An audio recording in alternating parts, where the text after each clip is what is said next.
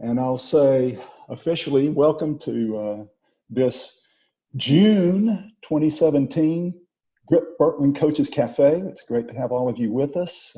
Some of you that will be sharing by video, and others of you that want to be on with audio, that's great. We really do want to invite your comments, your participation. We like for this to be a dialogue, just like we'd have at the cafe, and those of us that have our cafe with us can be. If you do have any background noise in your setting, please mute your microphone, and you might notice that I will mute it for you sometimes if we're getting some spurious noise from you. So that will help us. But we don't have to raise hands. We can use the hand raising feature if you want to. Just speak up and make your comments as we go through. Paul Ford, I'm going to put you on the spot just a moment. I've never done that before, I'm sure. But just to say thanks for being here with us today. And I think everybody in the community would like to know just a little bit of what you would like to share about some update of where you are right now. And man, you've probably got a whole lot of stuff you could share, both from personal and from recent visits with Birkman, just the whole thing. So if I'm not putting you on the spot too badly, would you just share with us whatever you want to share?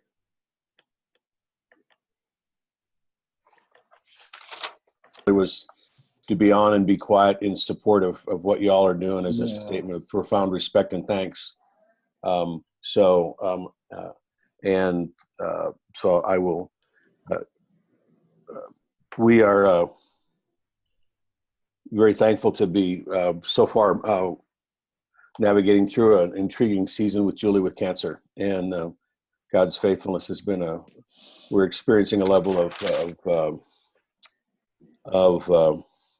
body life ministry that we've never experienced. And so that's kind of exciting because it's one of the key fruits of the whole process that we're been working on for 25 years. So that's pretty exciting to experience body level evangelism the way that we are.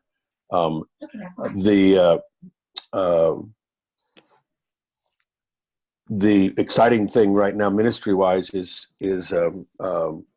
be going to central China a week from, or 2 weeks from Monday, to work on a body life discipleship and body life leadership training process among some friends of ours, Larry, and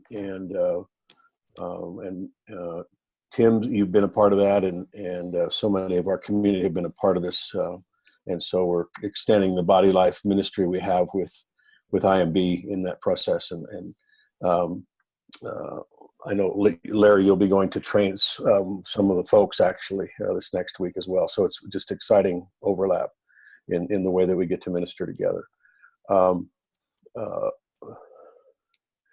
The time at Birkman was a tremendous experience, in large part just because of the history of the relationships. It was a precious to be there with John Blake for the first time, and in what I hope is gossip that we'll get back to John.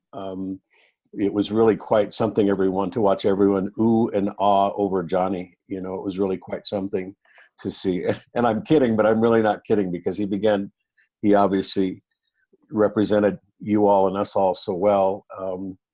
But they did not really know him, and the respect and the honor that they gave John by the end of the 2 hours we were together was really just way cool. So it was a privilege to represent you all there, and we have a long history with Birkman that goes back into the late 90s when I started messing to see if we could kind of formulate something that would show both natural and supernatural, and it's really amazing that they are continuing to give us some special favor. I think that's God's favor that is really on it. And I lost count of a number of times that John would ask a question and they said, we're not ready to give a full answer, which John hoped for. But they said, you don't have to worry. We will continue to honor this relationship. We will make your numbers work for you. And those are just things that, you know, the history and the chips played by so many of us over so many years. It was just a lot of fun. and I got a hug from Sharon Berkman Fink and a hug from Amy Shepley, and just hugs of thanks. And of course, that meant the world to me historically. With now that their father's gone, really miss Roger, but it was really fun, and we have a future. Hallelujah! We have a future, and again, I just praise God for John's strong leadership and the way that he navigated through some really serious discussion, and also the way that we began to get a sense of how we fit. And this would be my last comment. I think the way that I think Berkman is beginning to see a way to not just treat us as a private label that happens to be Christian with whom they need to be careful, which they've chosen to be for historical reasons, for all the right reasons, because they're not per se a Christian organization. But I think they really realize that we have some leadership, some thought leadership, is what Dan, their guy, called it. We have some thought leadership to provide for Berkman, because we have some of the best Berkman consultants and senior consultants in the country. And so it was wonderful to hear that acknowledged, really for the first time in 20 years of relationship. I think Berkman's now willing to pursue, to allow its strong consultants to help in thought leadership moving forward. So that was a pretty exciting thing, and that's something I'm really committed to. I feel like that's part of how I can help, and in my support role now going forward, and as well as, oh gosh, there's 5 to 10 of us that can help in that arena. So that's I think a good summary. Wow, thanks, Paul. That's a great word, it's exciting to see, how things continue to move forward, and how you guys are just representing us well, as you say. One of the things I would like to just emphasize with everybody is that we're at that stage right now as Grip-Birkman that, whenever any of us are at any kinds of events or those kinds of things where there are other people that are circulating in the Birkman world, we represent ourselves as Grip-Birkman. And I think what we're seeing is Berkman is starting to see that. They're, I think, giving us an identity that they had not perhaps been willing to, or just didn't know how to give us. But that identity seems to be solidifying a lot more now, where they know who Grip-Birkman is. So thanks for that great word, Paul. Guys, some things have come up recently. Oh, by the way, before I forget, let me put in the plug for the celebration. I always want to remind everybody, and you'll see it in writing, you'll see the newsletters coming out, but just remind you to be sure and set the date aside of November 1st through the 3rd, Greenwood, Indiana, at OMS's headquarters. We're going to be meeting again for the Grip-Birkman Users Group, and a great celebration. So be sure and set that aside and be watching for more details to come out on that very, very soon. One of the things that several of us have been working on is something of a rollout plan, where we can talk about how do you help a church or a large organization roll out a Grip-Birkman ethos into their organization. I'm working with one church right now in which we're saying, look, with this leadership team, we want to do the full Monty. We're going to go the full, what will be the signature suite, what we know now as the component level report, that all of the senior staff need to go through, and we'll do a team build with them.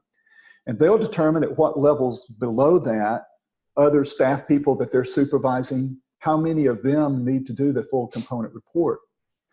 But the proposal is that when we get down to those leaders that are perhaps volunteer leaders, part-time leaders, those kinds of things, from there outward, we would do the basic report. And we would still do team builds with them, but we would do it at the basic report level. And then there are going to be some church members that we're going to say, we want you to do your leadership grip, and that's all they will do, just your leadership grip, because these are perhaps new church members, whatever, and that, we want all of the members of the church to have grip on who they are in the body with their team styles and their bodybuilding roles. And so as we talk about that rollout plan, we let them determine at what levels they want to do all of that. And also talking about training some Grip-Birkman coaches within the church so that they can then maintain it, keep that process going for as long as they want to, as long as they will. So I don't know, just a little bit of input from any of you about, have you worked with a group where you've actually done a rollout plan that way and where you have tried to get it to the larger congregation or anything similar to that with another organization?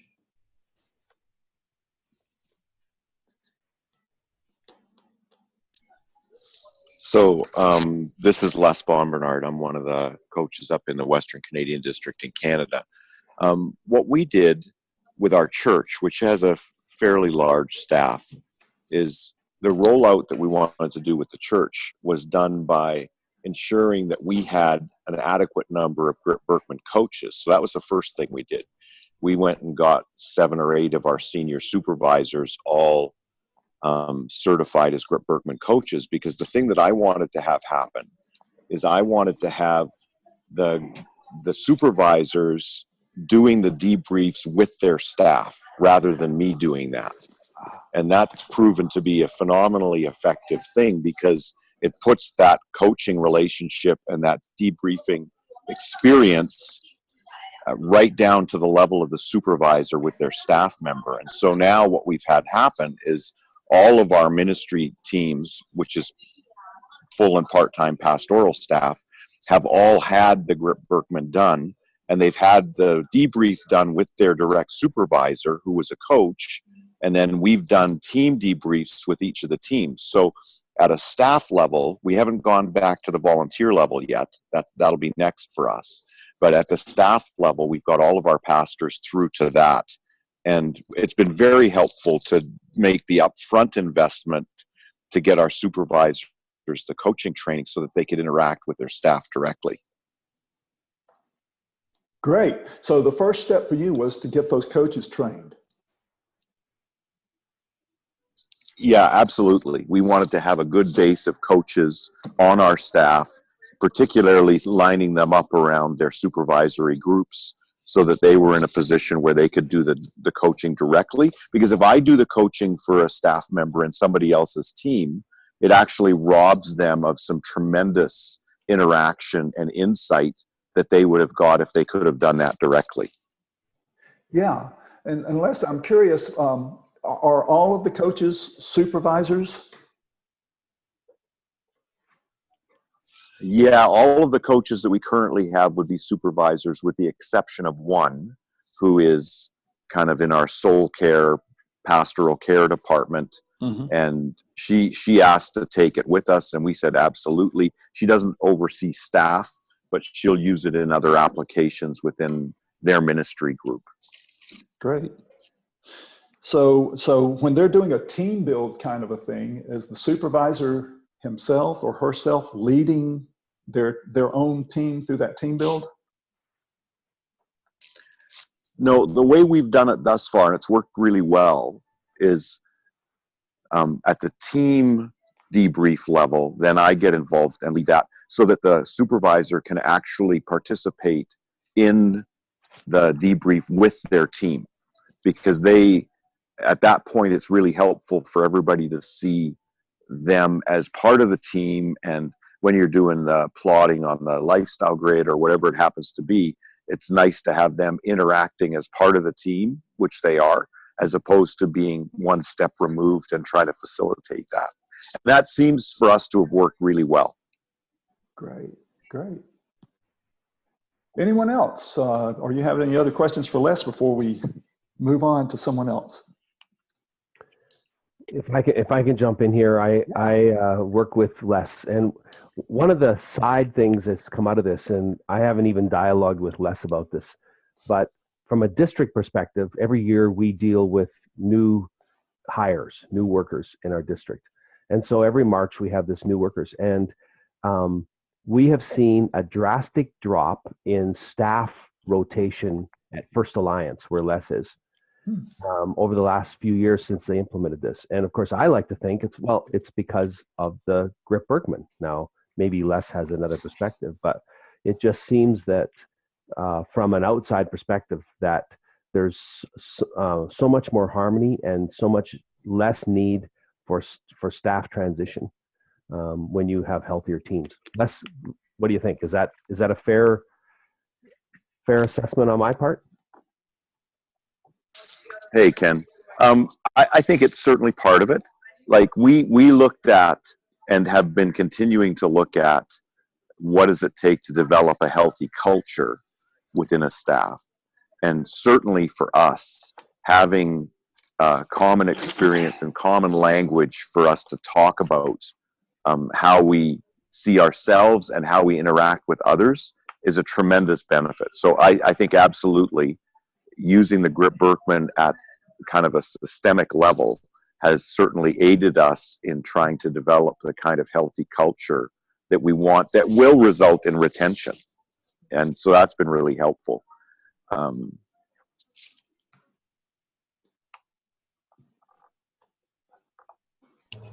So Les, are you using just the basic report with everyone? Yeah, so in the morphing that's happened, that in terms of the way reporting's done and all the rest of that, we would have done all of ours, when it was still the original report that everybody would have got. I think it's like 73 pages plus the grip. Okay, so you did do the full component report then. Yeah, we've done the full component report, and now that the evolution into new breakdowns is happening, we'll think through how we want to do that with new incoming staff. But to date, everybody's been using the old format. Okay.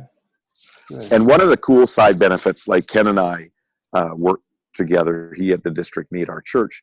The other nice thing about us having a number of coaches is that because the district is constantly working with new hires and licensing and all the rest of that, they're always in a position where they've got a lot of people that need to be debriefed. And it's not uncommon now for the district to come to one of us and ask if we will do a debrief, simply because the volume of them is such that they need some additional help.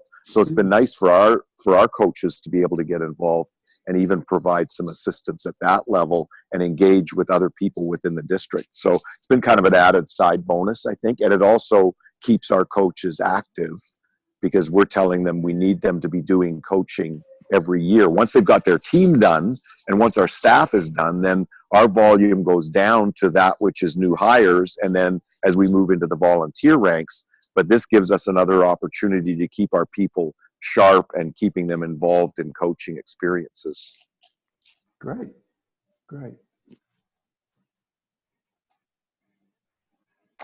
Anyone else?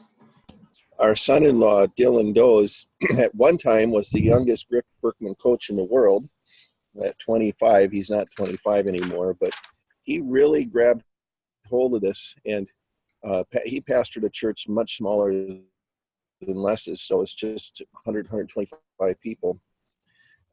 But he made it an invitation to the people in his church to discover their ministry identity and then walk them through this. And I think he took 80 people at different times through what amounted to like a one-day introduction to things, and then really worked with people to help them find a place of ministry for that. So he got it right all the way down into the lay ministry people of his church, and got lots and lots of positive feedback about how helpful it was, how insightful it was, and how it helped them feel like they had a contribution to make with the body, in the body of Christ. So I saw through him it really get down to the front line level of a church in a beautiful way.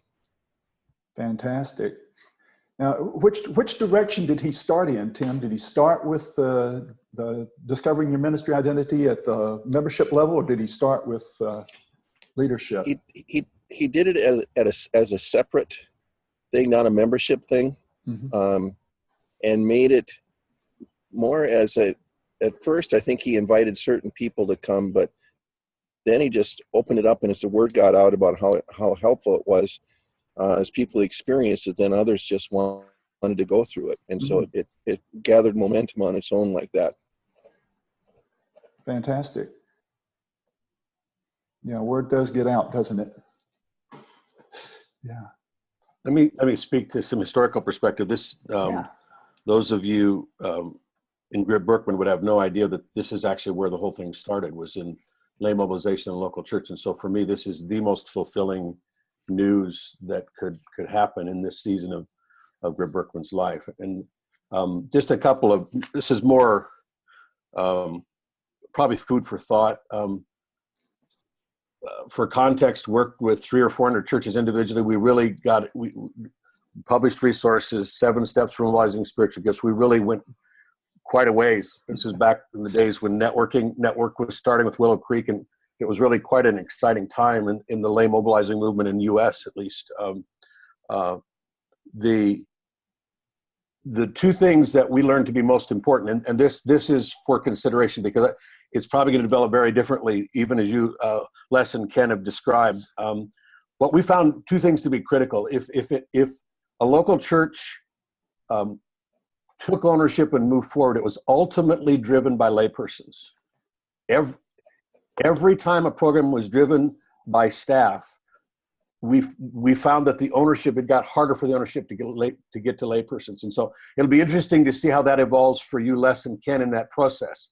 And that's not a casual comment. That's through working with, observing, coaching several hundred churches. And so the Lord may do it differently this time, and that would be exciting. That, for point of reference, that was one of the intriguing things. And we thought, as we watched, we assumed that was about body life, that the Lord wanted to raise up body life. And when you release the body to be the body, you give them authority with responsibility and so forth. So the second thing that was intriguing, when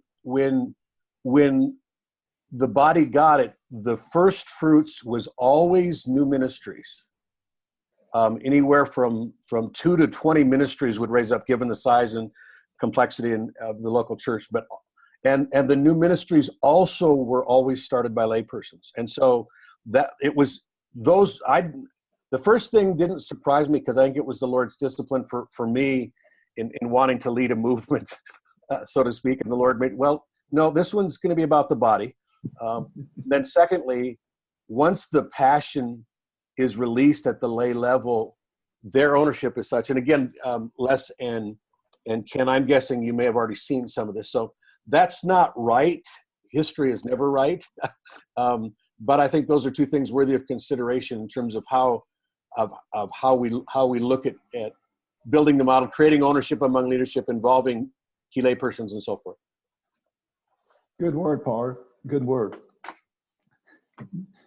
I would add to continue what Paul said. From my context, I've done a lot of church profiles. So and then as a coach, sorry, I'm outside playing overhead. As a coach, I'm looking for where what I call bottlenecks and disconnects are. So where things get jammed up, or where there's just a gap, and that would allow them to meet people out in their mission field and begin serving them in love, and introduce them to Jesus, and have them say yes to Jesus, and begin growing in their faith, and finally find a place in ministry to where they're making disciples too. And so one of the, for lack of a better term, one of the ministry roles that where I find a gap all the time is what I would call a ministry placement coordinator. It doesn't have to be a staff, a pastor, professional pastor type person at all. This is exactly what a Grip-Birkman approach to helping people understand themselves and where they fit in ministry is perfect. And so to get church leaders thinking about who and how are we helping people find their place in ministry is often not in place, and we have one of the greatest ways to help that happen. Yeah.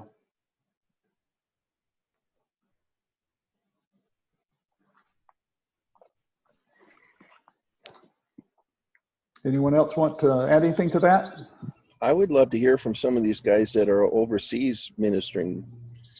Jay and Mark Brazel, and of course Paul Ford does it all the time, but how you see this working in other nations where you're helping raise up leaders. What have you guys been finding? Well, I haven't used it as extensively perhaps as some others, but I've primarily used the Grip-Birkman for team building among ministry teams in a congregation or in a Bible college that I work with or in a leadership team, and for individual self-awareness and growth. And because those are combined, because the self-awareness piece is going to help you be more aware of others. So it's awareness of self and others. And it's just been really well received. I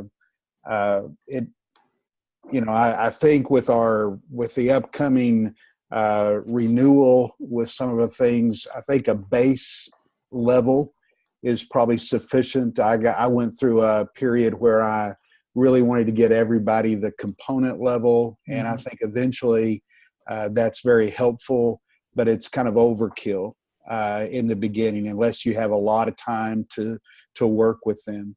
So giving them a taste and some basic understanding of awareness of self and others, it begins to grow. But most of mine has not trickled down to a congregation or to a lay level. It's most of my work is all focused on leadership.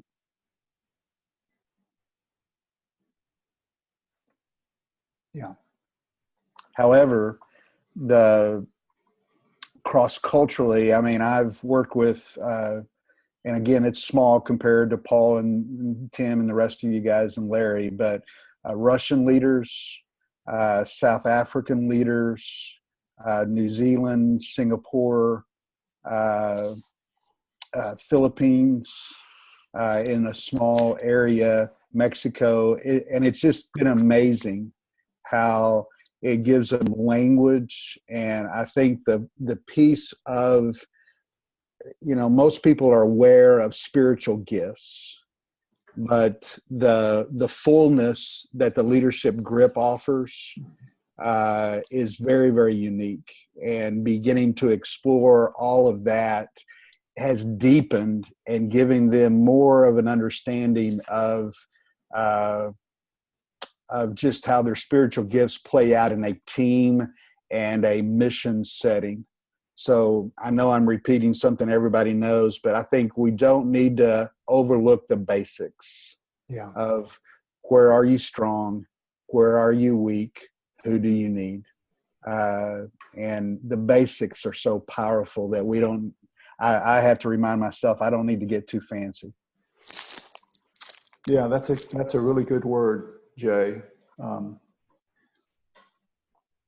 In fact, Larry, one of the interesting places that we don't think about sometimes, or maybe some of you do, but I've done rollouts with athletic teams, where actually I went through the full component reports with the coaches, and then took the base level through with the rest of the team, and in that then was able to pull even their captains aside of that team and talk with them a little bit more in depth of what the impact would be on their team after we did a mini team build. And so doing it kind of preseason, I don't know, it's a gorgeous then day. doing a kind of a See you in mid-season check-in and being able to build on it, a couple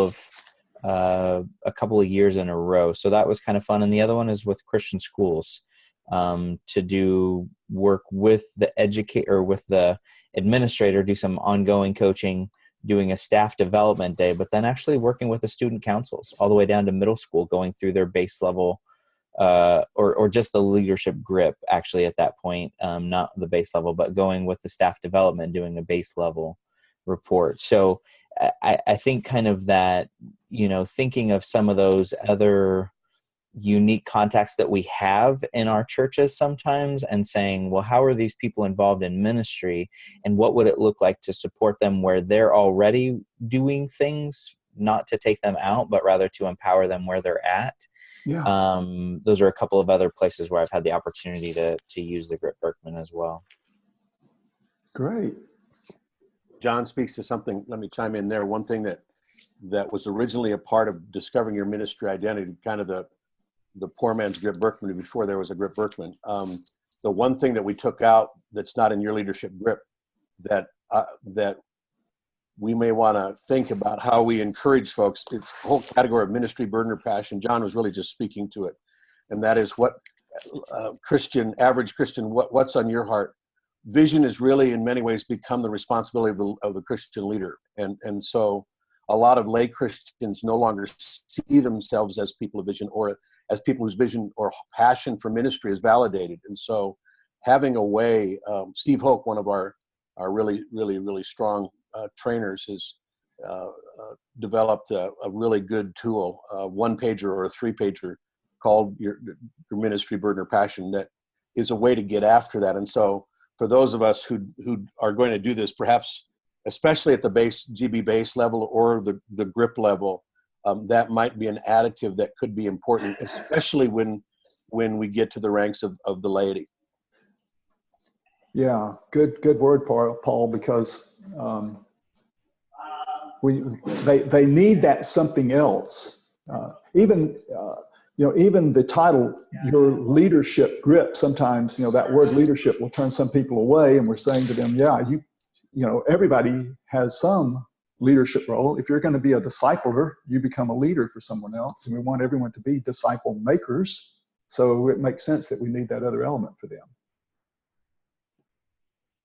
I have begun, well, maybe for the last 3 years, I guess, but when we do the flip charts, and we have the top half is the spiritual gifts triangle, bottom half is usually the Birkman foursome, but for me, but I've begun putting a box in the bottom right hand corner that says calling, and then at the very end saying, think about what your understanding of your calling is, and the fact that God wired you in the natural and gifted you in the supernatural so you could live that calling out. And some people haven't done much processing on that, but it's always an invitation to see that what they're supposed to do fits exactly who God made them to be. And that's been pretty helpful for some people. Yeah, good.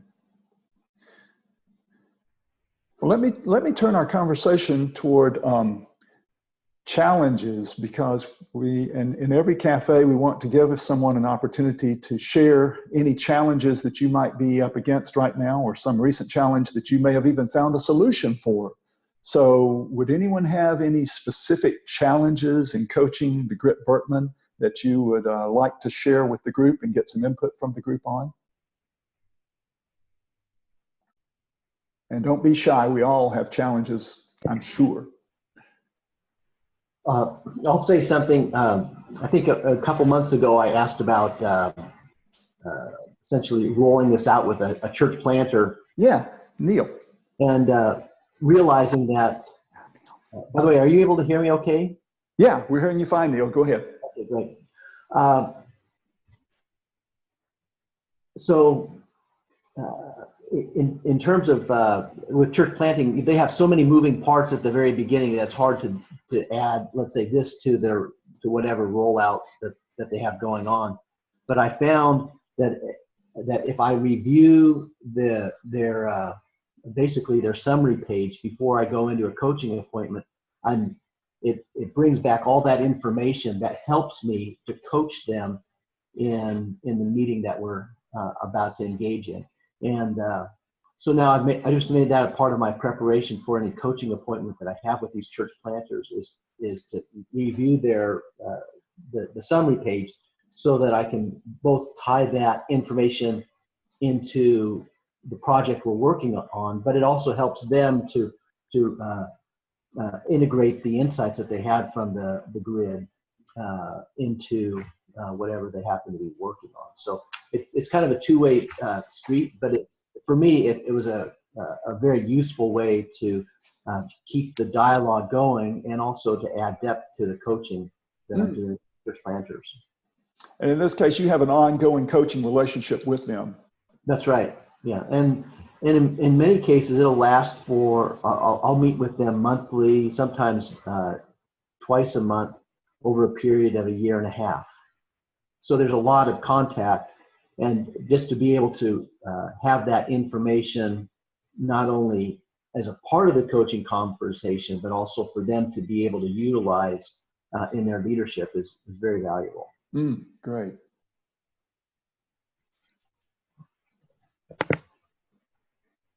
Anyone have any other comments or questions for Neil about that?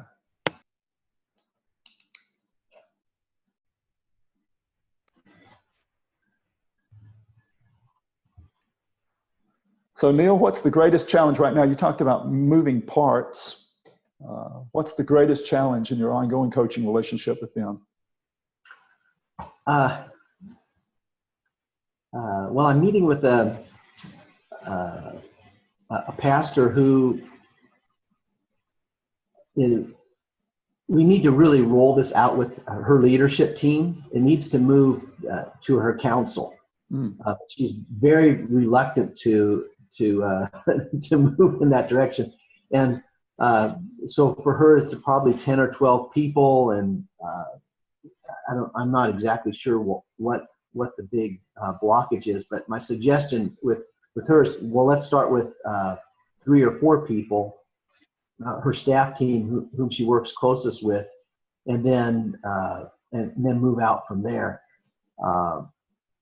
I think, and then she had trouble when I said, okay, let's just do 3 or 4. Then she had trouble deciding which 3 or 4 to do. So that was kind of funny, 8 to 10 is too many, but 3 to 4 is not enough. So that's kind of a rollout challenge there too, then, right? Well, exactly, right. And so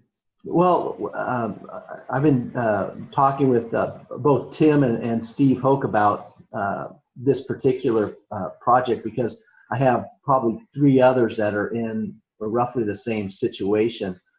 And my intention with the 3 to 4 is to do kind of like a group coaching session with them. And if that works well and some enthusiasm catches on, we could either repeat that with a different 3 to 4, or we could move to let's say a full council workshop. But I think the real strength for them is going to be able to move it into the congregation. And I like what Paul said in terms of how new ministry started. This one church, not the one that I was previously talking about, but a different one, where I'm coaching with the pastor, their issues, they tend to have too many balls in the air. They have too many things that they're starting. And I think with this, it would be a way to help them prioritize and then gather teams around the most important ministries where they could get, let's say, the most fruit for the effort that they put into it. And so part of what I'm working on with this pastor, who I don't know if they ever do an ADD for pastors. I think they should, but this guy is clearly all over the place. And so part of the challenge for me in working with him is to get him to land in a couple of places so that his congregation can land in a couple of places. Anyway, it's a lot of fun, actually. When you like to be working with people who are on the move and taking on a lot of challenges. And in this particular case, their challenge is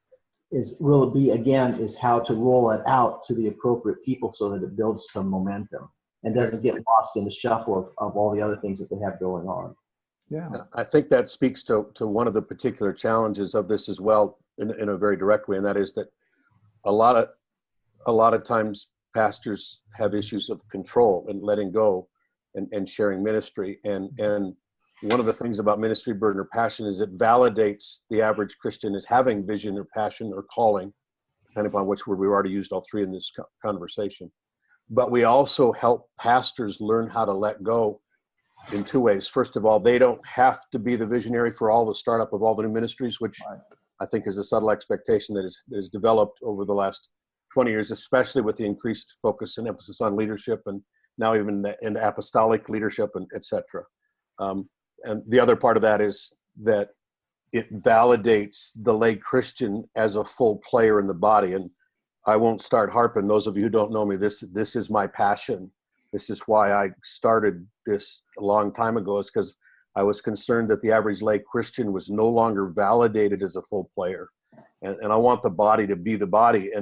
And so we don't want to develop a model that's primarily leader focused in the long run if we want the body to be raised up as the body and people released. And again, the most pragmatic, exciting outcome is that lay Christians get excited and start ministries and life-changing things happen, and they begin to teach us. So, yeah.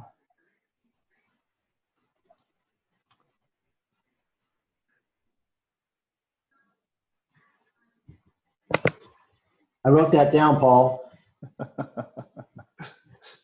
Good. Yeah. Anyone else have another comment, or would you like to bring up another challenge?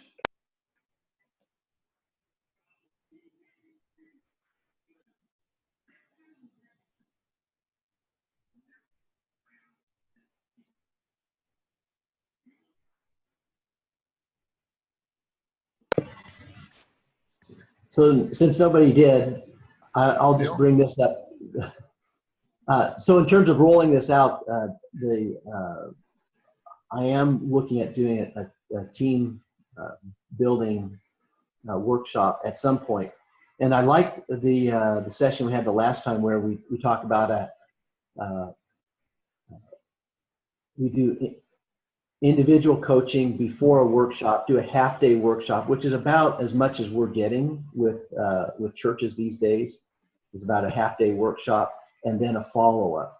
And I'd be interested in what others of you have done with a follow-up meeting after they've had a chance at the workshop to see what everybody's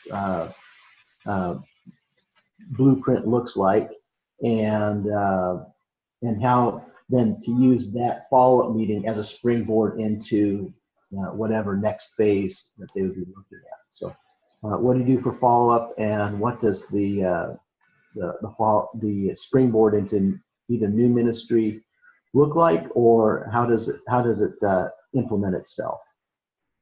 Okay, so everybody understands Neil's question?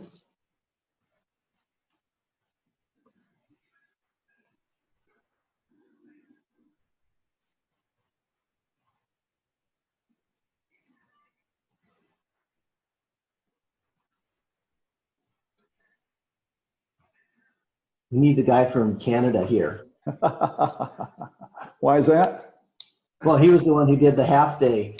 Oh, Greg. Yeah, Greg with his half day thing. Let me ask the question this way. How many of you would you just kick in and just say, do you do how much pre-coaching do you do before you do a team build? And how much individual post-coaching do you do after you've done the team build? Anybody that would share anything about that, please?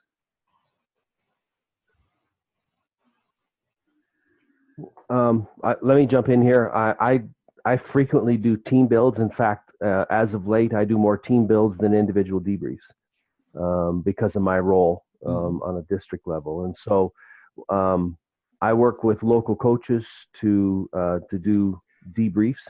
So this coming Saturday, I meet with turns out to be an Asian church, and so they have been working through doing debriefs. Individual debriefs over the last 4 or 5 months, and then I'm going to end up getting all the staff and all their elders together and doing a team debrief. So my my involvement with them one-on-one is that they all need to have done the one-to-one debrief. By the way, they're all, in this particular case, because they're elders and staff, they're all doing component level. So it allows me to be able to set up a team, do a lot of the background information, do team briefs, team debriefs, which I really find helpful, and creating the grid, the team grid, and this kind of stuff. So, and then I'll spend probably 3 hours to 4 hours just doing the team debrief, and then we've set up some meetings over the next month, probably 2 meetings, one with their senior pastor and elders and one with their staff, to just do, okay, now that we've been through this, what are you learning? What are the changes that have got to happen? How can I be of service to serve you in these process? So I'm doing that this Saturday. In a week and a half from now, I'm going to be up at Grand Prairie with they have a large staff, with their staff and elders doing the same thing again. I'm going to do the debrief with the elders.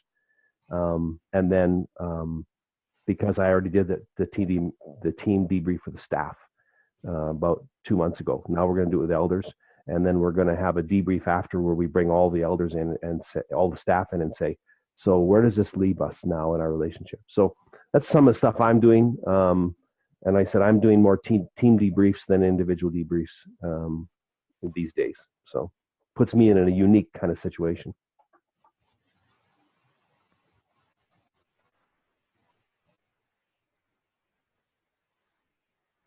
I'll speak to this as one who used to, I used to do debriefs after individually, but the influence of several others, 1 or 2 even on this call, I now whenever I can have an hour coaching before the team build, and that the biggest thing that I found that does, and I realized I was actually wrong in my thinking about this. It helps people understand the linear way that the Grip and the Birkman works. They actually understand. They get the basic questions. How does this thing work? If nothing else, the advanced coaching, they actually get it.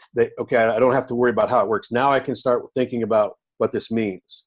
And so that's probably the thing that changed my mind in terms of doing them before and after. Now, having said that, I won't be doing this. I'm breaking my own rules. It's more because of our life crisis situation that I'm not doing it. But whenever I can, I would debrief in advance for that reason primarily. And it just, because of my own organic biases, it also gives the Spirit access to our relationship one-on-one.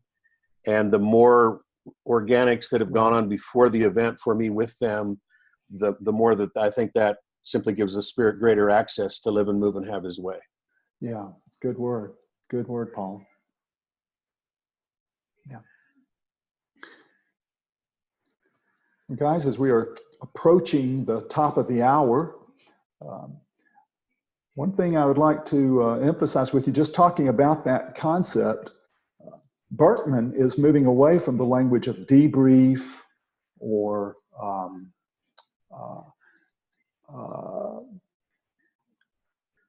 what are the other terms that we sometimes have used besides a debriefing or a feedback session? They're moving away from that language and wanting to move toward the language of conversation.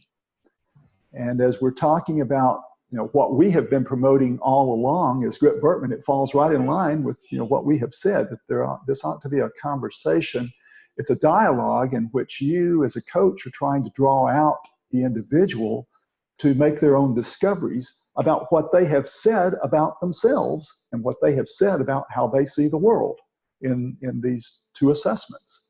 And so, because this is not a 360-degree instrument that we're talking about, it's the individual and their answers that we're talking about. So in that conversation, we're drawing them out, which is just following good coaching principles, asking a lot of questions, doing a lot less telling them about how to interpret this information, and doing a lot more questioning of them about, hey, how do you see this playing out in your life? How do you see this active with you? And so it gives us the perfect opportunity to coach to action then. based on what you've learned about yourself and what you are saying right now about how you see others, what kind of action do you need to take? And as Grip-Birkman coaches, we need to constantly remind ourselves we are not calling ourselves Grip-Birkman consultants. We're calling ourselves Grip-Birkman coaches. And the job of a coach, just basic coaching, one of the main tools that the coach has in their toolkit is asking powerful questions. So as we concentrate on that, thinking about the kinds of questions we need to ask in that coaching session so that it is more of a dialogue, and ultimately we would hope that we would have, on the scale of who's talking more, ultimately we would hope that the client, the individual, is actually saying more words than we are.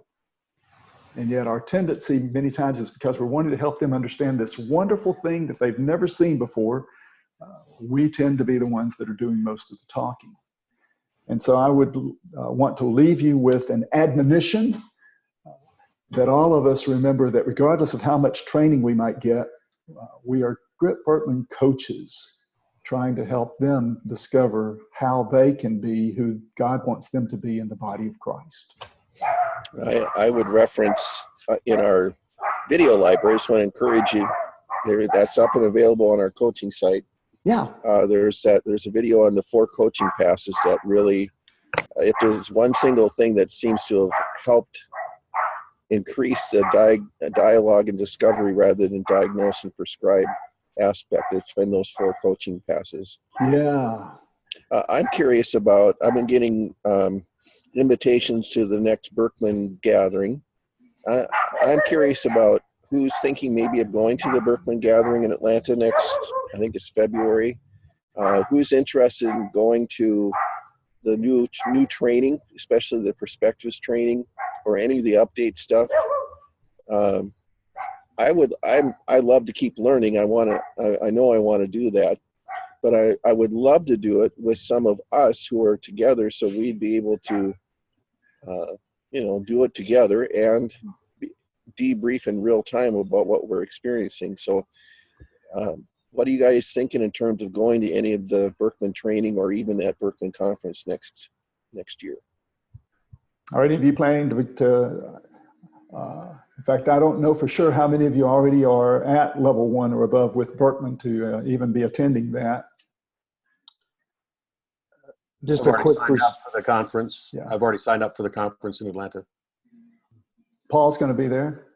Yeah, I'm looking at it. I haven't confirmed, but I'm not at the senior level like you, Tim and Paul and Larry and others, but I'm looking at that level, which is, they're calling it the science behind the Birkman would be that training. But I'm looking at February, but I haven't determined. Yeah, you can get your senior consultant training as a pre-conference training, which is what I did a couple of years ago. And then they have the new perspectives training as one of the pre-conference trainings. So that'd be cool. You get the benefit of being in the, their workshops, which were okay. They were okay, but the training and then just being around all those Birkman folks is pretty fun. Yeah. So I would love to go. So just, if there's some way we can let each other know, hey, I'm thinking about going to this training, and how about the rest of you, so that we can do some small measure of coordinating, I would love that. Tim, I'm signed up as well. So we'll have a pretty good Grip-Birkman representation there, and so be sure and just look each other up. And again, I would just ask you guys to be sure, and it sounds self-serving, and perhaps it is, but when you're there representing Grip-Birkman, you're there as a Grip-Birkman coach, it helps us to build, I guess, some of the credibility that some people have questioned about Grip-Birkman. They've questioned it not because they've known us, they've questioned it because they haven't known us. And when they do know us, they discover that we are still honoring Birkman in what we are doing, very much honoring Birkman. And so it'll be great to have some presence in those places. I think, we can probably say that starting July 1st, the ordering process the email will change from support at to support@grip-birkman.com. The 800 number will change. I don't have it on the top of my head, but we'll be sending out, and so hopefully the transition is going to be as painless as possible. So the only difference will be is that you're using another email or another 800 number to dial in. So we're hoping to send out several newsletters before that date, and just reminding people of the change. And then we're working very closely with Church Smart to make sure that they are able to help people who don't get that information to get to the right place without getting lost in the shuffle. So that's now you know everything I know. If people continue to send their email to support@churchsmart.com after that, will it be forwarded? Yes. So they'll have a auto reply on their email for a while that says, if you're ordering a Grip-Birkman component, this is the new email address. And they also will be forwarding their phone call information to us. So I think once everybody orders once, they'll get it straight, but it's going to be interesting the first month or two until we pull that out. But we'll try and do a blitz of information just as we get near the end of the month, and then early on in July, just reminding people, if you want to make an order, here's the way to do it. So thank you. So Ken, I for one am really committed to praying for you and for your team. Thank you for leading us into the next generation of Grip-Birkman, and we really want to uphold you in prayer. So know that I will be working hard to do that. Good. Yeah. And I think, and one of the things that we haven't got solidified, but we really think that the next step in this is to be able to do online ordering. So you go simply sign into a web page, do your orders. It's all done without you having to write an email and get a response. You hit submit, you put your email addresses in that you want it sent to, you choose whether they get the report or it's back to you. I mean, all the choices are available on a single page. And when you hit submit, your credit card's charged, it's done. And it just makes ordering and receiving information so much more intuitive and straightforward for the ordering coach. That's our goal. I don't have a timeline for that, but we're aiming towards that. Good word. Thank you for that. So just keep watching for the information and announcements. We understand that, everyone is wanting to know answers now, but as Ken has said, things are being worked through, and we don't want to give you false starts or information that might have to be corrected later on. And so the good news is we are going to try and make that change just as seamless as possible, so that you won't notice very much of a hiccup. I imagine, Ken, there'll have to be some downtime when some of that is being switched over, but it should be minimal, I would think.